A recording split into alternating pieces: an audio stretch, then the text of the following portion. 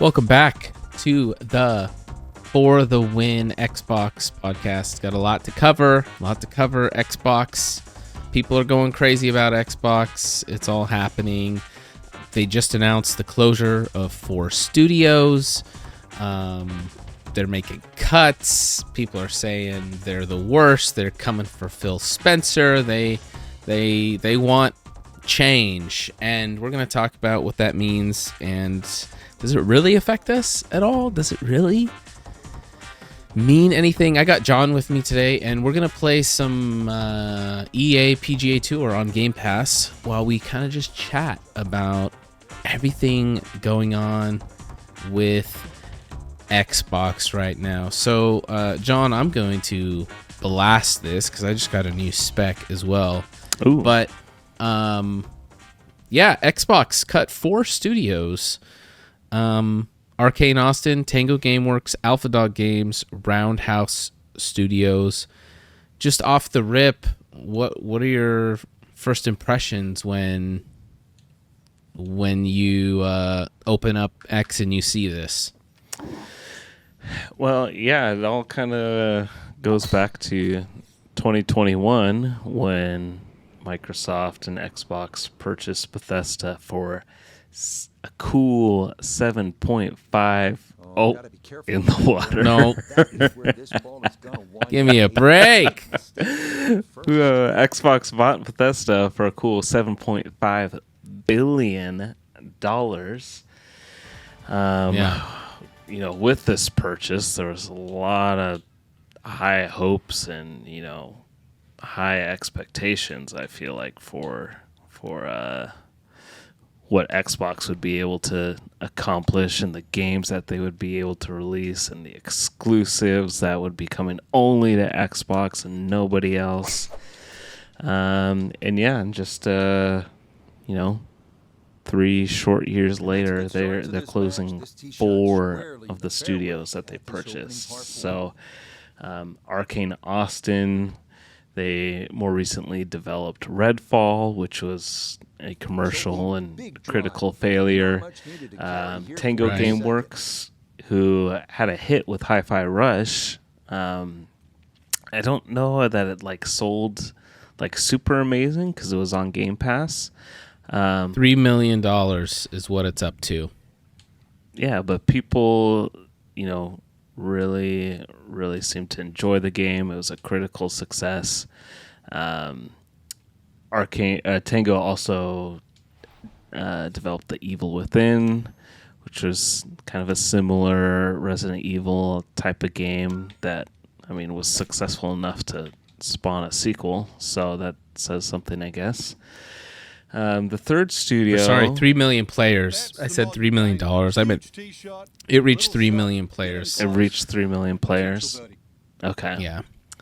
And then the other studios that got closed down, Alpha Dog Games, they were developers on a mobile Doom game called Mighty Doom. And I think that's about all they were working on. And then Roundhouse Studios, they also kind of helped out with Redfall, and they had recently been kind of rebranded from another studio, and you know hadn't done much except help on Redfall. And then they are now being absorbed by ZeniMax Online, and they're going to be helping with the Elder Scrolls Online. So the reaction to all this online has been very extreme on, it seems like, both spectrums, if you will. Yeah. Hold on, I gotta rip this really quick. Tee it high and let it fly, baby. Yeah, it's been so extreme. And it's just, people just need to remember that you know, social media and X is not real life. You know, Xbox fans are not real, they're just on social media, they're just the minority, man. It is the smallest amount of people. Most people are not on social media talking about video games. They just have their Xbox in their living room and play when they get some free time. That's it. Right. I saw a comment. One guy talked to his coworker, who's, he said was a casual Xbox gamer. He's like, "Man, can you believe they shut down Tango Gameworks?" And the guy's response was like, "Who's that? I've never even heard of them." Right. Yeah. Hold on, I gotta put this real close. And my first thought was, honestly, well, the first thought is always, oh, that sucks, people are losing their jobs, yada yada yada. But then my second thought was, man, why didn't they leave those ones open and just close down 343, dude? That's what I want to see happen. Yeah. It's like, let's just give. Oh man, I am off today. So obviously Microsoft is a gigantic corporation with shareholders that they have to constantly be pleasing 24/7, 365. If shareholders aren't getting a return, then they vote to kick out whoever's in leadership so that they get a return, no matter what.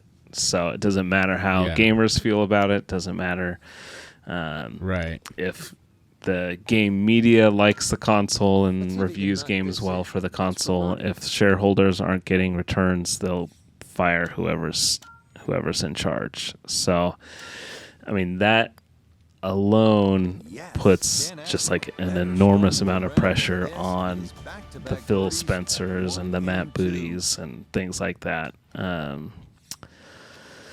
So on the one hand, like, losing your job is like one of the worst things that can like happen to someone, I think. I mean, just like it affects you emotionally, financially, like Oh, you're on the dance floor, baby. So the reasoning for the closure that we're being told is so that they can prioritize on their kind of bigger Bethesda IPs, their blockbusters. I'm assuming things like Elder Scrolls 6 with the success of the Fallout TV show. I know they're trying to get a new Fallout game pumped out as soon as humanly possible. Because there's just been a reawakened interest in, oh gosh. Well, I mean, Fallout is like, that is deep in the pit. Blue Thunder, who we interviewed, he's been like making Fallout 4 content. Yeah. And like, awesome. People are eating it up. And it's like, dude, that game is old, but it's like, it's crazy what the TV show's done. Yeah. But back to the closures, it is brutal, but then I'm also like, we know this is a business. Like, I don't have any, like, this isn't Phil's passion project. Like, we all know what this is. To your point, like, the shareholders have to be happy. And if they're not, then things are going to... Sweeping changes need to be made.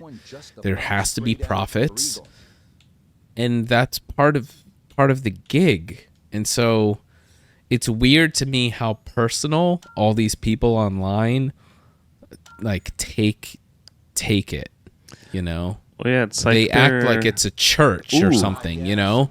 It's like it's some like church or nonprofit, and it's like, no, this isn't. Like, this is a business, and they're trying to make money like at all costs, pretty much. So to have a reaction like it's some, you know, freaking, I don't know, it's just weird to me that people...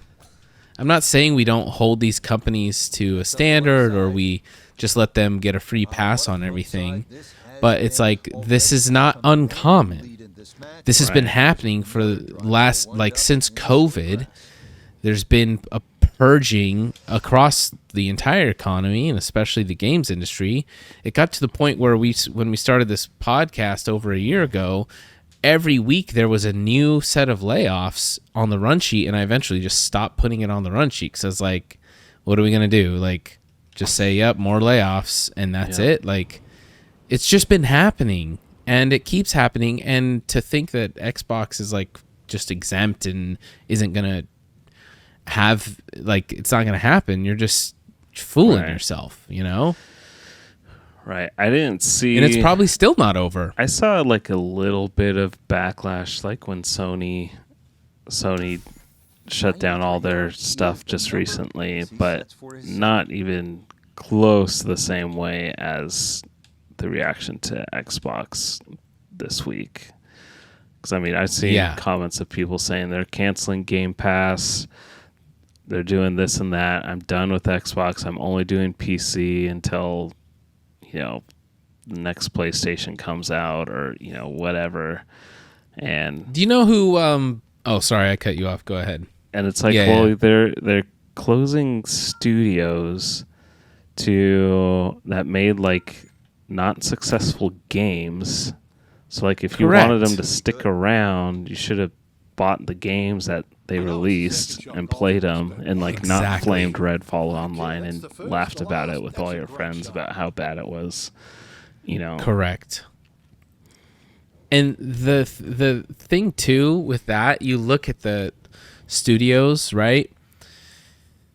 The one that's, like, kind of the hardest maybe pill to swallow would be the Tango, because they're Microsoft's only Japanese game studio, and we all know how hard it's been to make inroads in Japan since the original Xbox. Mm-hmm. But on the other side of that coin, it's like, we haven't had a Xbox. I say we, like I am Xbox, but Xbox hasn't had a strong presence in Japan. So it's like, it's like, oh, this is our one, you know, studio in Japan doing stuff. But it's like, but also it's only one in Japan. Like, it's not like we have a massive foothold and we're giving up. I don't know. To me, I'm just like, it sucks. And then the other games, there's like, bro, like Redfall, you're mad that Arcane is going to, like, Redfall was a disaster. Yeah. And so I look at this stuff and I'm like, I look at the stuff they did. I'm like, sure, they did some good work, but I'm not going, oh my gosh, this is the most insane thing ever that these are leaving. I can't believe it. It makes absolutely zero sense whatsoever, you know? Yeah. That was the saddest putt I have ever putted in my life. Ever. Well, it just makes me even more frustrated with the whales that play Halo Infinite and buy every single cosmetic bundle that comes out and is keeping 343 afloat. Do you think they are, or do you think it's just Microsoft because it's Halo and they're like, we gotta keep Halo around? Oh, did you see that? Like, part of me thinks that they're willing to float it. Like, Halo is kind of like their Costco hot dog right now. Like, Microsoft's like, look, Halo's still a strong IP. We'll treat it like our Costco hot dog. We're losing money on it like crazy, but it can, like, it keeps people in the ecosystem. It gets them in the door. It strings them along. It's kind of like a golden carrot we have, and so we're just gonna keep it in, because I gotta believe Infinite's gotta be complete, like, infinitely in the red, right? Like, there's no way. Was it Infinite that was notoriously like the $1 billion game or something like that? They across everything, marketing, development, everything, 500 million. 500 million is like the estimated number. Yeah. And even if we just, like, again, that wasn't like an official press release number, but let's just cut that in half. Still, you know, it's still ridiculous. So part of me thinks Microsoft is just choosing to, and we're just going to keep floating Halo. until the next thing. I don't know why. I feel like floating it does more damage to the brand than just like freezing it until the next release. Put it on ice. Let it hibernate for a while. But I mean, I think the numbers are still pretty decent, like on Xbox. Like people are still playing it on Xbox, but yeah. I haven't played Halo, and this is probably one of the longest stretches of my life that I haven't played Halo. I haven't played Halo since Winter Wonderland in December. Yeah, same. I think same. So almost... Maybe a little campaign, but... Almost 6 months. Now a big spot here for something good. Yeah, pretty interesting. And to your point, the outrage, this'll this is just crazy. Our friends over at Kotaku, you know, a few episodes ago, maybe 4 or 5 months ago, we talked about the Xbox tax. Mm-hmm. Let me just read this to you. 7 hours ago, headline from Kotaku. After buying up studios, Xbox says it doesn't have the resources to run them. 9 hours ago, Kotaku. Xbox's shift to high-impact games is misguided at best, reckless at worst. Kotaku. 10 hours ago. What's even the point of Xbox Game Pass now? These are all articles that were written in the last 24 hours. Jeez. Oh, it's my turn. And they've just been posting like a ton, and they're not the only ones.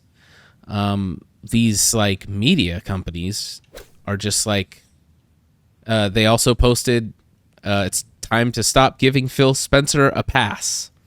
Yep. And there's just like this, like, it's so weird. Hi-Fi Rush was the hit Xbox needed, and it still wasn't enough for them. A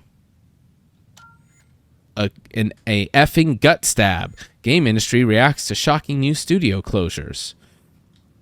Like, it's just so crazy.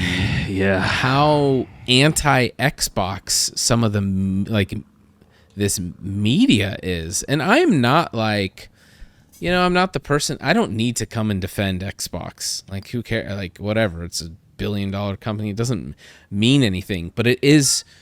They show they're outing themselves whenever this kind of stuff happens, and they just straight up like go for the jugular and never look back. And then like when other companies do the same things, it's, you know, it's Sony makes unfortunate unavoidable layoffs. You know, it's like the way they title this stuff is very strategic in how they do it.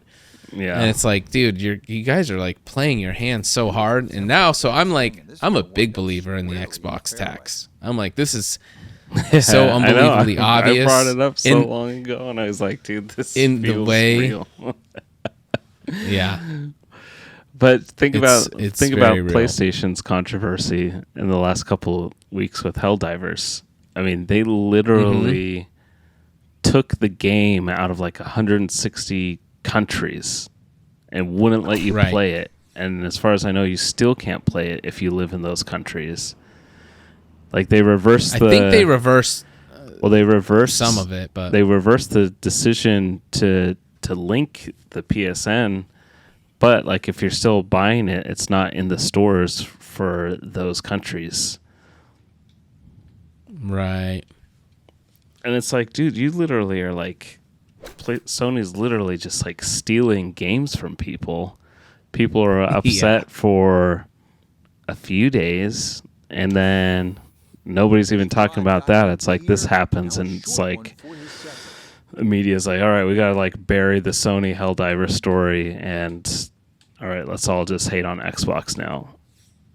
Mm-hmm. We gotta bury this. Yeah. Yep, it's definitely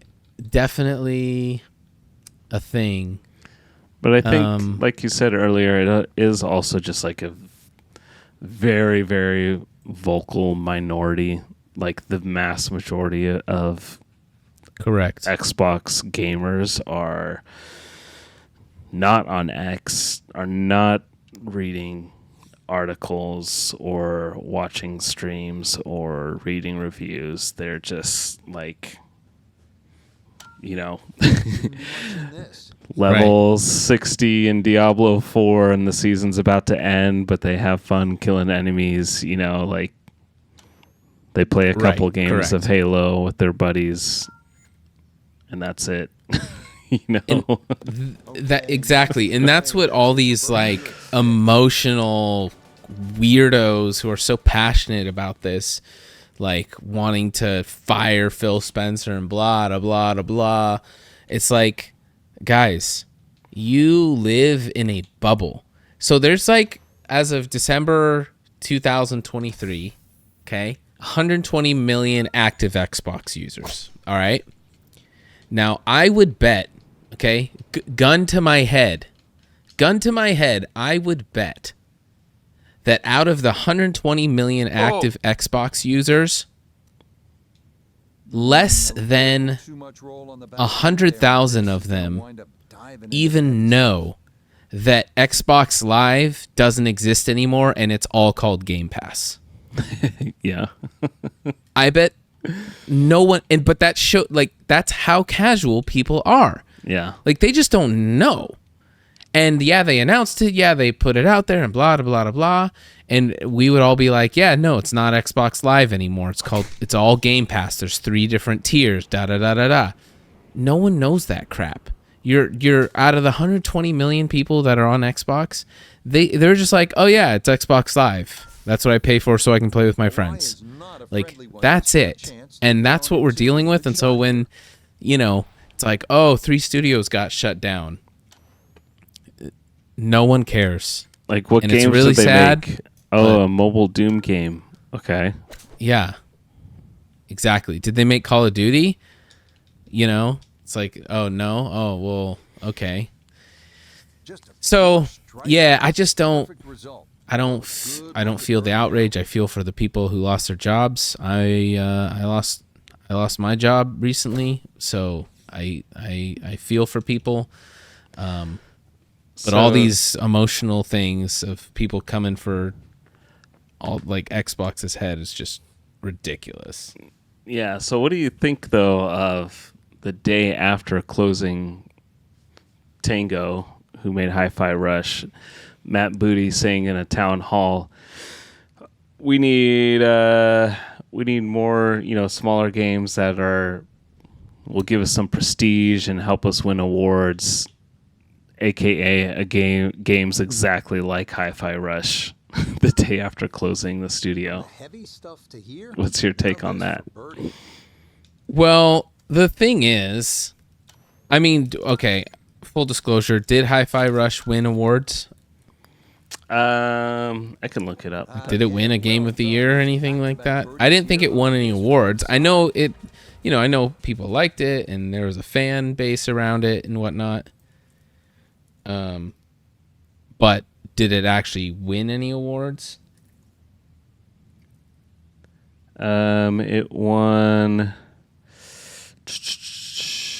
Because that would be Awards, it won Best Audio Design.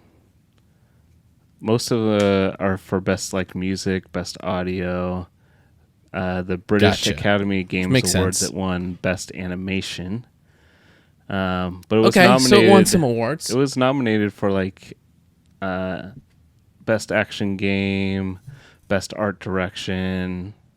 So it was nominated for stuff, probably about 3 to 5 awards per award show, and won mostly the audio awards. Okay, that makes sense. Because I looked it up, and for Xbox in 2023, I don't think it even cracked the top 20 games for Xbox, and I'm like, look, if it's not even cracking the top 20, it can be like a great game, but it's not hitting the financial markers that Microsoft is trying to hit, right? Again, going back to this, it's a business, okay? Like if Baldur's Gate 3, take that for instance, if Baldur's Gate 3 is the same exact game, but sells, a quarter of the copies it sold or something, Larian might be shutting down, And it doesn't change the fact that it's a great game and people love it and it's all good. It's like, it's just kind of, the market has spoken. And the only people I don't know if this is that hot of a take, but I think the only people you can point the finger at is well, people didn't buy it, Right. Assuming Microsoft isn't making really dumb financial decisions and burning, just burning cash or whatever, but good games that Call of Duty, Activision isn't getting shut down. Call of Duty is selling up the wazoo. People are buying it. So they're still going. It's actually not super complicated. And I see a lot of discourse of people are you just need to give people creative opportunities, and they just want Xbox to foot the bill for just all these games, whether they do well or not, to just create opportunities for creativity and whatnot. And I think there is a space for that, but also I'm like, dude, yeah, Microsoft is a massive company, but Xbox actually, if you know any of the smallest things about business, they can't just keep footing the bill for hundreds of projects that aren't making a profit. You just can't, it's not going to work like that. And they have to make the hard decisions to cut. It's business. It's just this is business 101. Yeah. Yeah. So I guess my take would be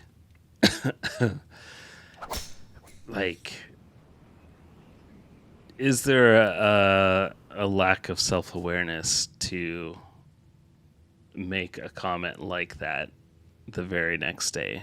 Because you got to know that every media outlet is going to see that and run with it, and just it just is not a good look. Yeah, I think there is. And the only reason I say I think they can be maybe not out of touch, but they need to be a little smarter and more tactful, is because they also released a brand new controller on the same exact day as all the layoffs. And it's a Fire controller. It looks really cool. It's orange and yellow, and it looks like flames. But they in their copy for the ad, they wrote feel the burn with this brand new blah blah blah rush controller, color rush, whatever. And it's talking about feeling the burn when they just laid off hundreds of people. And it's you guys, just it's coming from the official Xbox account, just feel the burn, da da da da. And it's guys, come on. And then a couple hours later, they changed it, which makes it even funnier. Yeah, because it's oh, you stupid, you idiots. It's they're just, those kind of missteps. It's and again, I haven't seen this quote that you talked about where he's we want to, we want to have shorter games or smaller games that win awards, da da da. That could be taken out of context. I don't know the whole context of what he said. He could have started that meeting look, guys, really rough day today. Really, there could be context around it that could make it not look as bad. But I do agree they struggle with their PR sometimes. I think so, for sure. Yeah. I mean, who posts that on? Now, granted, I'm sure that was a scheduled post last month, and no one even thought about it. But I think you maybe implement a system where it's like, hey, when it goes down, when ish is hitting the fan, it's all hands on deck. We're double checking every social media post for that day. We're making sure, no one's tweeting out stupid stuff or whatever. Yeah. Just as a protocol for when, just as a PR move to be safe, right? Like, don't tell everyone to feel the burn. Yeah. So, I mean, so funny. And I guess the other thing too that, speaking of like bad PR, apparently there's murmurs and rumors of Microsoft raising the price of Game Pass. I heard about that. And so, I mean, I can't imagine like a worse PR move than to close down a bunch of studios and then raise the price of like your Premier membership. Yeah, I don't know. I mean, how much stock do we put in that rumor? Yeah, because close. Because I'm reading that there's like internal debate about whether or not to put Call of Duty on Game Pass. And kind of my thought is like, well, shouldn't you have thought that through before you like purchased Activision? Like had a plan for Call of Duty before you? Well, that's what makes me feel like where's the validity in some of these rumors? Oh, I love that show. Yeah. Because I'm like, they're not idiots. I know people like to say they are, but they're not. And there's a reason they're making a ton of money. There's a reason they're making the moves they are. And the acquisition, I mean, I'm pretty sure Phil said it. They were very public about the acquisition. Okay, well done. A couple Part of the birdies purpose here is in to which bolster round the Game turn, Pass 9 and 10. and to make it a premier subscription, and they haven't shied away from that. So I think that's like, I don't know, it could just be people piling on more and just trying to make it look worse than it is. Because that would be, to me, I'm like, that'd be the dumbest thing ever if they just were like, Call of Duty will never be on Game Pass. It's like, it's just such a free, easy win to rotate games in and out with the model they've already established. Like, dude, just like, bring Call of Duty. Jeez, that was nice. Oh, that's a Bring Call of Duty back, shot just left of the for, flagstick, and he'll have that. 3 months or whatever. Like, there's so many. Yeah. I cannot, and, I might eat my words, I don't know, but I cannot believe that there will actually be a world where Call of Duty just never sees Game Pass. That would be crazy to me. Yeah, I really want them to at least, at the very, very least, just put all the 360 Call of Duties on Game Pass. And then maybe next for me would be like original backwards compatible original Xbox Call of Duties. Because I really want to like get Call of Duty 2 on Game Pass and like plays like an old World War II classic like multiplayer game. Like I feel like I haven't played like just like a good multiplayer World War II game in a while. I know there's some out there making waves right now, but just kind of like that old feel like I miss. But at the same time, I don't let Phil Spencer completely off the hook. I've been kind of critical of him in the past because the bottom line is like, he's the leader of Xbox. Everything rises and falls on him. The closure of these studios, the failure of these studios they're his responsibility. He is leading them. So, whether this turns out to be a good decision and to help Xbox in the long run, like it's still just like another mark on, his reputation. And, he okayed Redfall being released in the state that it was released.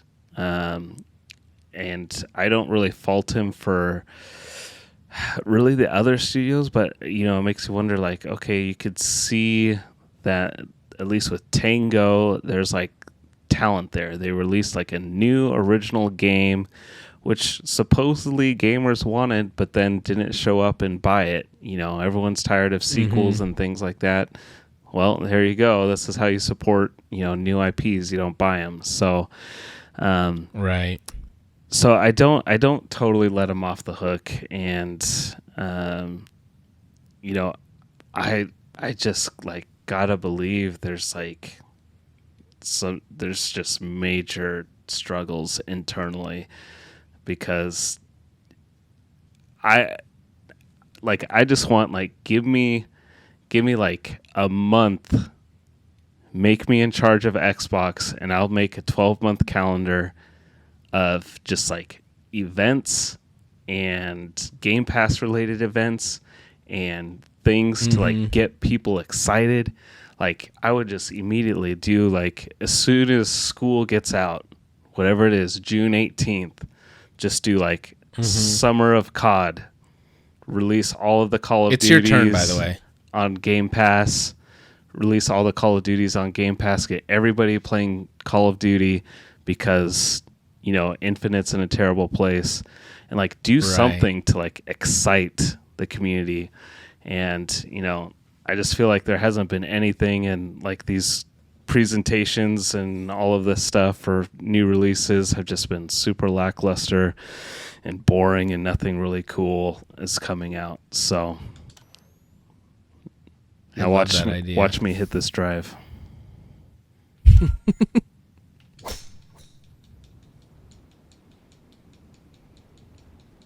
Oh yeah, it's looking good. These screens are lightning fast, though.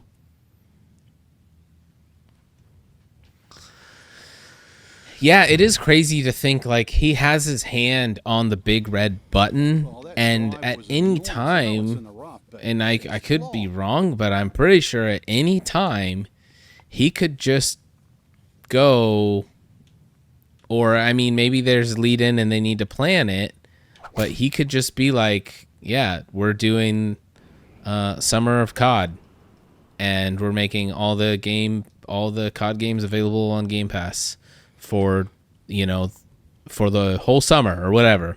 Yeah. Grab your friends, whatever, we're gonna play whatever you want. Like, immediately that would rally people. Because I would take get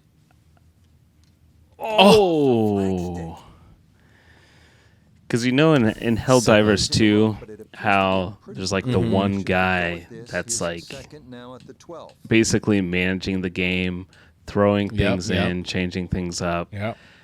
Like, I would take a step back from Xbox and just kind of look at it from like a 4,000 foot view and just be like, all right, how can I like bend and move and shove and gather and just push gamers in different directions and form different like communities? Like, what game can I throw on Game Pass, like limited time, everybody go play this game for this month or this summer, and then have some kind of like incentive for doing it. Like, we want everyone to like play this game, so the more you play it, the more you get rewarded for it, or you unlock this stuff or whatever it might be. Right. Like, get people excited to like even play things. I think everyone's just kind of stuck in their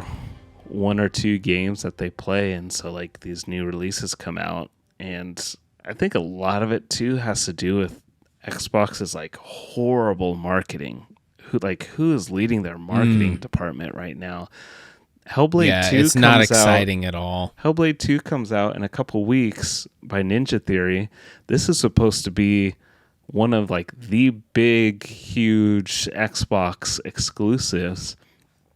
And like you haven't seen a single thing for it. They tweeted out a screenshot of some old artwork today on Xbox's X account, just like June 21st. It's coming out, and like that's it. You know, Right. Like like think back to like the adverts for the 360, like huge exclusives. You know, think of like on Xbox One when Titanfall was coming out. Those ads. You know, the Gears of War, the Halo 3 ad campaigns, all of those huge ad campaigns that got people excited. I just don't think Microsoft's even figured out where to even put ads anymore. Like, you can't show them on TV or like in movie theaters, really, because everyone's just at home streaming stuff, you know? So, yeah, I don't know. It's crazy. The marketing, though, has just been like so bad. So bad. Yeah, that's a good point. Because, I mean, we grew up in the generation where when there was a new thing, there was a epic commercial for it, you know, and it was like got you excited about the game and about playing it. And, you know, there were Halo 2 commercials on TV, and it was just a whole thing. But I do think that yeah, I don't think Xbox is as bad as people are saying. You know, people are like online, the small minority people are being like, oh, this is doom and gloom for Xbox, and you know, their Xbox has already been going downhill, and now this is just, you know, they're at the bottom of the barrel. And I'm just like, look, as an Xbox, like as someone who has been in on every generation of Xbox, right? From original 360, Xbox One, now like Series X, all of it. I'm like, honestly, the last year or so has been some of the most like fun I've been having on Xbox. I think Xbox One generation was like the most brutal, and obviously 360 was peak, but like to me it feels like we're just kind of coming up out of the dip, and it feels like, you know, Xbox and Phil Spencer, they're having to make the hard decisions of cutting some of the fat, you know, and really getting Xbox back to a place of a lean, mean game producing machine. And it's not that they don't ever want to support indie titles. I think it'd be dishonest to be like they don't want to take creative risks or support small studios, because they've always done that, like above and beyond. They've done that. They have a history of like doing indie showcases and like putting all these, you know, all these things on a pedestal and all these small games and whatnot. So to be like, oh yeah, they just don't care. It's like, well, no, I think they've shown that they care, but like financially, this economy's in shambles, and it has been for a while. So, I mean, you can't ignore, you just can't ignore that. Yeah, I agree.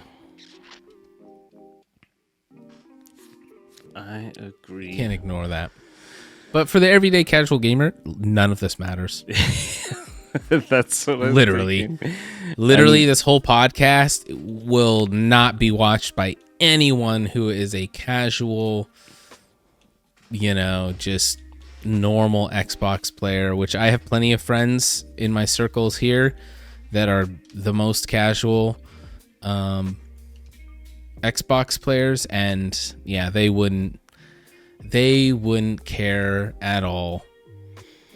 It's like it's number 100 on their tier list of, you know, important things they got going on. Right. So like the bottom line is this will literally have no effect on my life or how I play Xbox. So And it sounds harsh and cold, but like that's the reality of it. Like I wasn't a Mighty Doom player. Nope. I played Hi-Fi Rush for about an hour and then I stopped. I wasn't invested in Redfall. Never played it. I didn't play Hi-Fi Rush either. So it's like, EA Sports coverage you of know, the PGA Tour brings us to La Yeah. Quinta, California. I feel bad and for the people Peak losing their Tide designed jobs, stadium and like course that's Of course. at PGA that's West. it. You know, Rich Lerner, pleased to be joined Yeah. on the tower by Frank Novel of Frank's many I good just- courses to play out here in the Palm I just Springs hope that area. they Silicon Valley. like What continue stands out forward to you like about wisely, this one, and PGA West? you Well, if know, you grew up where I did in New Zealand, Rich, when you go to a desert I would course, especially for the first appreciate, time, you can't like, believe how flat it is. But it's also communication, the better optical illusion. communication, You mentioned clearer Coachella Valley. communication. People always just say the on, ball like, breaks towards that way. Well, you know, hey, the ball breaks downhill. we know this It always sucks, heads to that direction. but So we got a you lot just of gotta be things careful planned. with some of the putts here and there. Tune into the showcase next month. You're gonna be excited. You know, it's gonna be awesome. This sucks. It's happening everywhere, but it sucks. So Yeah. we're not immune to it, even though we laid off 1,900 people earlier this year. Like, we're still not immune. There's probably going to be more later this year. So, yeah. Yeah. Instead of feel the burn. Second shot straight ahead, and Feel we go to Iona The Stephen. burn. 130 Let me see, did, yards left to the flag. It's a nice round number. Pin back Let's right, see if so he can did take Phil an Spencer aggressive line. say anything today? Oh, I don't think so. Nope. He reposted something a couple days ago, so he hasn't responded on it on X at least. Well, you know it's just going to be at the showcase. He's going to be like, you know, it's been a tough start to the year. Had to make some really hard decisions and da-da-da, but we're optimistic, yada, yada, yada. You know, he'll read the room, I think, but you're not going to... I feel like almost saying less is, for him specifically, is the best thing, because it's kind of like a, you know, danged if you do, danged if you don't type of situation. I don't think he can win no matter what. He'll never say the right thing for the people who are, you know, just dead set on making this the worst situation ever. Yeah. You know what I mean? I don't see how he could say the right thing. Yeah. So I think And so it's kind of one of those let the storm pass. yeah, I think people will forget about this within a week, and we have the showcase to look forward to on June 9th. You know, really hoping that there's something exciting announced. I was trying to, you know, I don't have a ton of time to play games, so, you know, I'm going to give Diablo 4's new season a shot on the 14th, because they made a lot of fixes that I It's really looking wanted. cool. So, like, I'll be It's playing looking that, cool. but I was, you know, thinking, like, okay, what else can I play if I'm not playing Diablo? And, like, I've, like, gone back, so I, like, started a playthrough of Red Dead Redemption on 360, because there's just, like, not a ton that's, like, super exciting for me right now. So, I had PGA Tour. Yep, I played through that pretty. I mean, I'll play with, you know, friends You already and family. you already but beat a career. I already finished went your through career? one season of the career, yeah, and Jeez. Okay, you're like, I don't have a lot of time to play games, but it's a long career. well, I skip everything that's not the majors. Like, you win a few tournaments and you qualify for the major, and then you play the major, and then you can skip almost everything else and just go to the majors. So Oh, so you didn't even play a whole season. You just played like the 4 majors. I played probably like the first like 3 or 4 tournaments, and like, you know, my character wasn't very good, so I didn't like do great. But like, so actually, like I didn't win the Masters or the Players my first season, and had to, because my character was bad, and then because you skipped all the way to it when you no, qualified. those are like in the first part of the season, like the Players Championship and the Masters are early. So I wasn't skipping stuff at first, but once my character got really good, then I was like, I don't need to play these.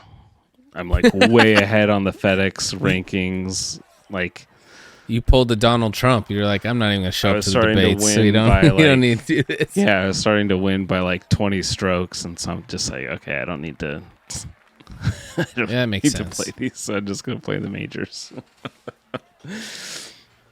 So, That makes sense. because once your character gets really good, then like, Yeah, rocking and rolling. it's a lot easier. 6 feet now for birdie. Yeah, I'm very excited about the Diablo stuff. I'm just the filthiest Diablo casual ever. So it is just like, it's my go-to podcast late night chill game where Yeah. I just can play around, listen to a podcast, put on a YouTube video, and relax. And I don't care.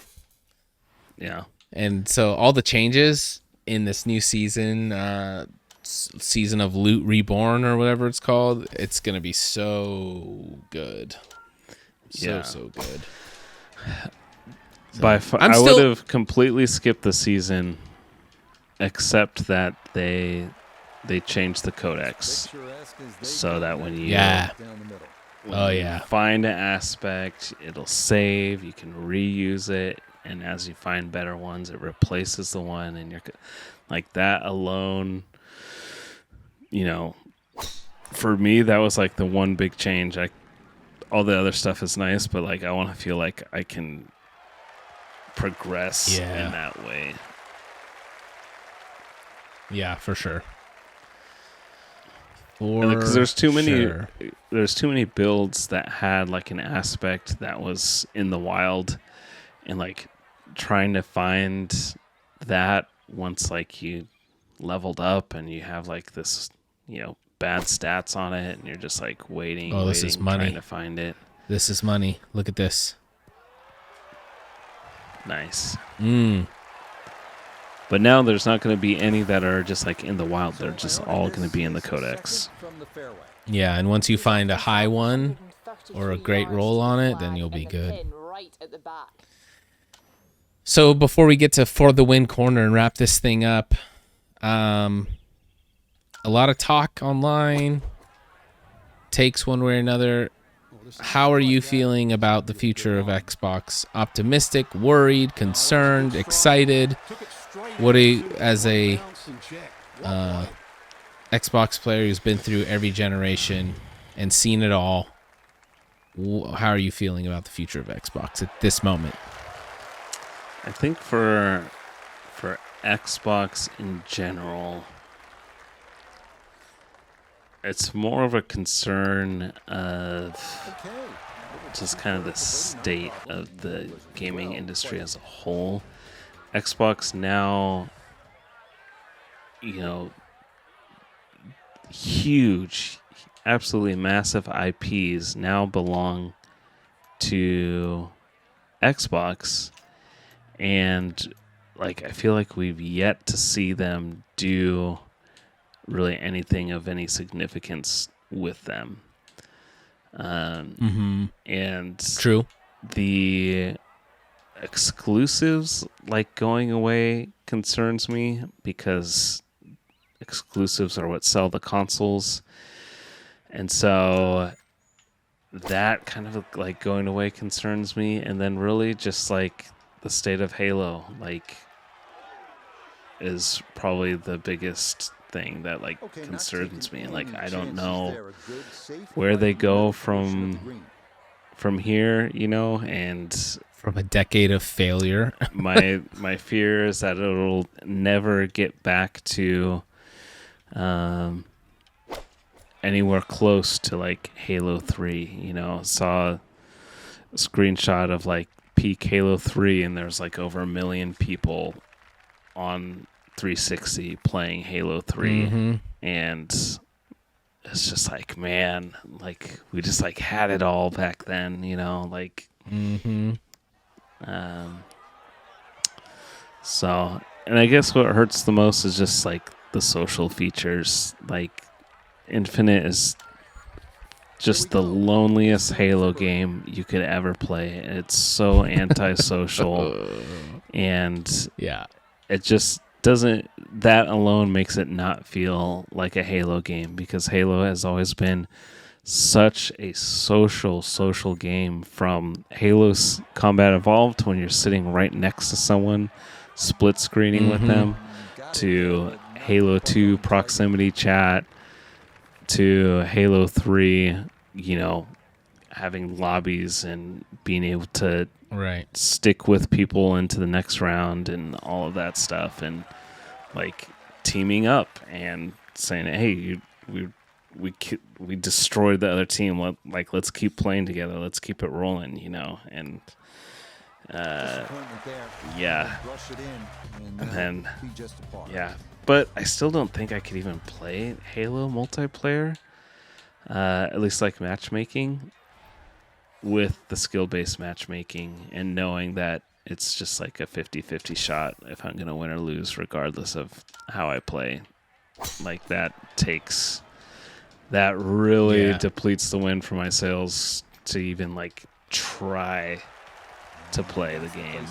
So I you know, I'll play LAN all day with people and friends for sure, but matchmaking is a different story. I just wish they didn't have it in like social. Like there's no reason to have it in social. Just like turn it off.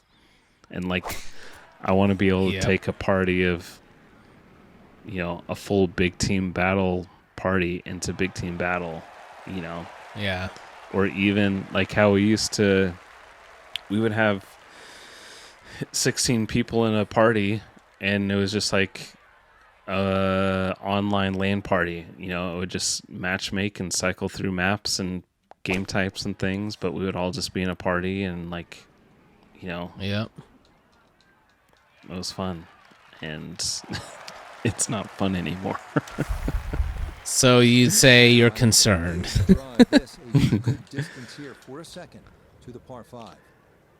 Got a lot of concerns. A lot of concerns. I would say I agree with a lot of what you said. I think I'm a little more optimistic because of the recent acquisition. And the jeez. Oh my gosh. That is a tap in if I ever saw one. But that is not a tap in. I'm playing the worst golf I've ever played in my life tonight. I mean, I've gotten Birdie's like multiple hole-in-ones, eagles playing this game, but not tonight. I'd say I'm optimistic and excited, mainly because of the recent acquisitions, and I just feel like there's going to be a lot of fun games to play with Game Pass, and as that like keeps rolling out. Now, I could be singing a different tune in like 6 months or a year if nothing has changed, you know, and we don't get any cool games from that acquisition. Then I would definitely be a little concerned, but yeah, Right. Like I said, I'm enjoying some of what I'm playing, and I think I'm in a more casual gaming phase of my life, so I think that works. That works for me. But needless to say, I think once this purge is done, it'll be very interesting to see what happens. And I think, I don't know, for me, I'm kind of like, I know you mentioned getting back to Halo 3. I just think, I mean, not to be too morbid, I think that will never happen. And not because it can't happen, but just I don't think with the way everything is set up now and the way games are treated and these companies work. I just don't see a world where this kind of happens. And I mean, Helldivers is starting to scratch that itch a little bit, and like it can happen, but it would take a unique set of circumstances. And that was just a very special time. And yeah, I am not getting my hopes up at all for that. I'm kind of like, as long as 343 and Microsoft are kind of in charge of this Halo, I mean, the last decade has just been terrible. So yeah, it'd be foolish of me to think anything different until there's some real changes. Yeah. So, well, for the win corner, just to kind of wrap things up, no Henry tonight.